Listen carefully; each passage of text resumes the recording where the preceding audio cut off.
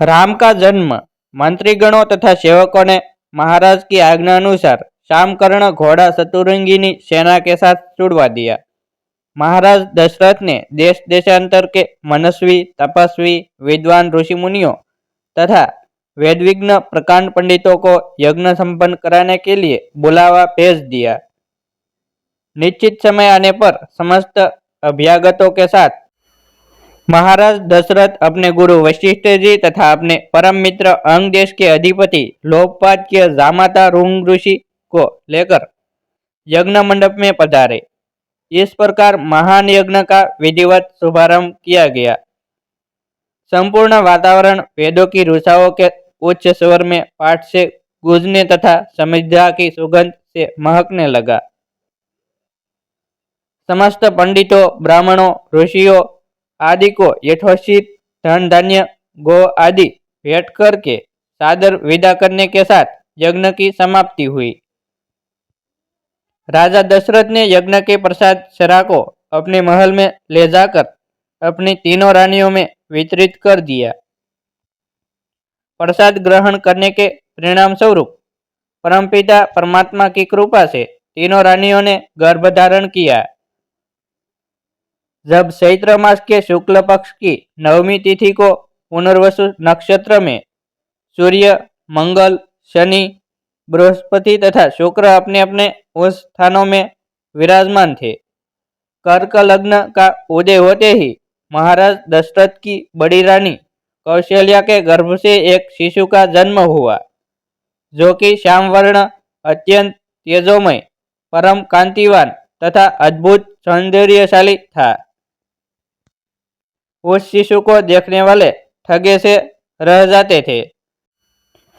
इसके पश्चात शुभ नक्षत्रों और शुभ घड़ी में महारानी कैकेयी के एक तथा तीसरी रानी सुमित्रा के 2 तेजस्वी पुत्रों का जन्म हुआ। संपूर्ण राज्य में आनंद मनाया जाने लगा। महाराज के 4 पुत्रों के जन्म के उल्लास में गंधर्व गान करने लगे और अप्सराएं नृत्य करने लगी। देवता अपने विमानों में बैठकर पुष्प वर्षा करने लगे।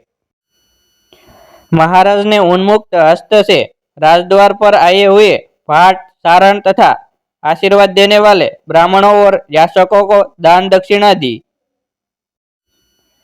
पुरस्कार में प्रजाजनों को धन धान्य तथा दरबारियों को रत्न आभूषण तथा उपाधियां प्रदान किया गया। चारों पुत्रों का नामकरण संस्कार महर्षि वशिष्ठ के द्वारा कराया गया तथा उनके नाम रामचंद्र, भरत, लक्ष्मण और शत्रुघ्न रखे गए। आयु बढ़ने के साथ ही साथ रामचंद्र गुणों में भी अपने भाइयों से आगे बढ़ने तथा प्रजा में अत्यंत लोकप्रिय होने लगे।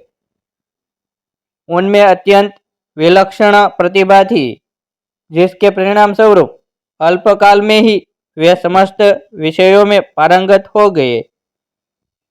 उन्हें सभी प्रकार के अस्त्र शस्त्र को चलाने तथा हाथी, घोड़े एवं सभी प्रकार के वाहनों की सवारी में उन्हें असाधारण निपुणता प्राप्त हो गई। वे निरंतर माता पिता और गुरुजनों की सेवा में लगे रहते थे। उनका अनुसरण शेष 3 भाई भी करते थे। गुरुजनों के प्रति जितनी श्रद्धा भक्ति इन चारों भाइयों में थी, उतना ही उनमें परस्पर प्रेम और सौहार्द भी था। महाराजा दशरथ का हृदय अपने चारों पुत्रों को देखकर गर्व और आनंद से भर उठता था।